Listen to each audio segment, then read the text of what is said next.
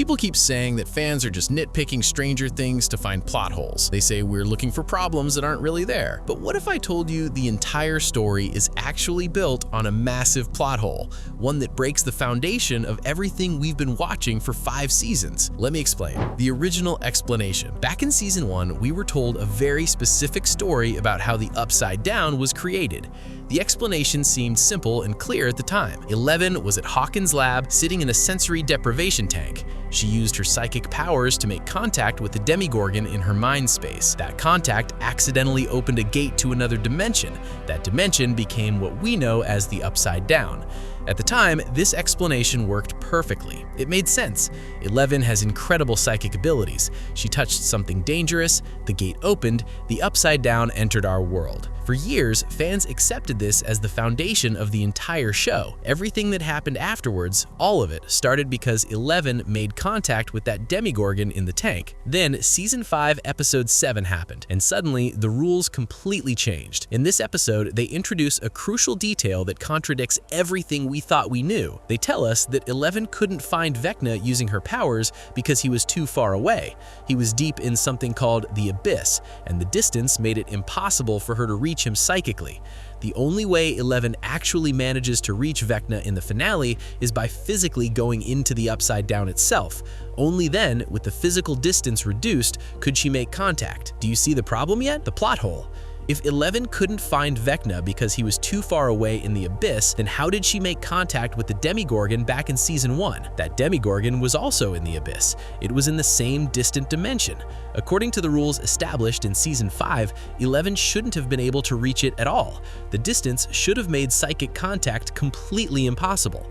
But somehow, she did make contact. She found the Demigorgon, she opened the gate, she created the Upside Down. Except, based on Season 5's logic, that should have never happened. She shouldn't have even been able to sense the Demigorgon, let alone make contact with it and tear open a dimensional rift, which means, logically, the Upside Down should have never been created in the first place. Other major plot holes. And honestly, this is just one of the major plot holes that makes the whole show feel questionable now. If Vecna has been in control this entire time, manipulating events from the shadows, why did he wait so long to act? Why didn't he make his move in Season 1, 2, or 3? If the Mind Flayer is actually more powerful than Vecna, as some scenes suggest, then why does it follow Vecna's orders?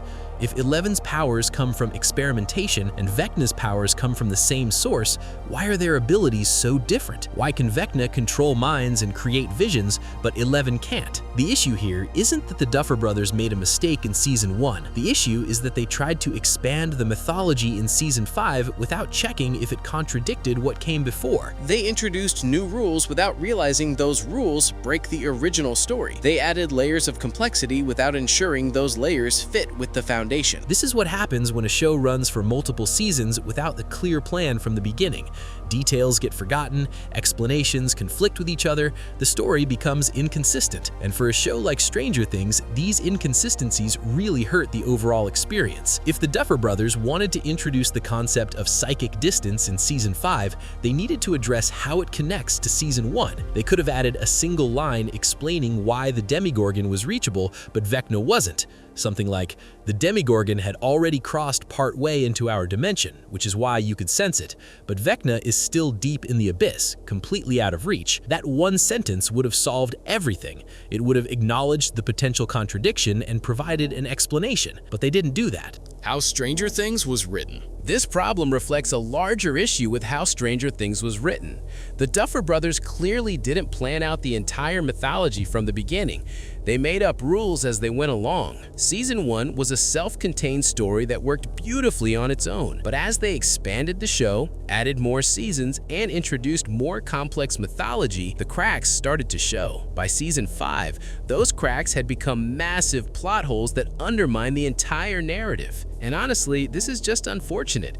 Stranger Things is a show with incredible characters, amazing performances, and genuinely emotional moments, but these foundational plot holes make the entire story feel less solid. They make you question whether anything really makes sense. The writers had 5 seasons to get this right. They had years to plan out the mythology and make sure everything connected properly, but they didn't do it. What this means: The strange thing about this plot hole is that it actually changes how you watch the show. When you rewatch season 1 now, knowing what you know from season 5, that opening scene feels different. You watch Eleven make contact with the Demigorgon, and you think, wait, according to season 5, this shouldn't be possible. She shouldn't be able to reach something that far away in the abyss. It takes you out of the story. It makes you question the internal logic, and that's a serious problem. So when people say fans are just nitpicking Stranger Things looking for problems that aren't there, that's not fair. We're not inventing plot holes. We're noticing contradictions that the writers created. We're pointing out that the rules established in season 5 break the foundation of season 1. That's not nitpicking. That's just paying attention. A well-written show should be able to withstand close examination. The details should connect. The rules should remain consistent. Stranger Things doesn't quite achieve that.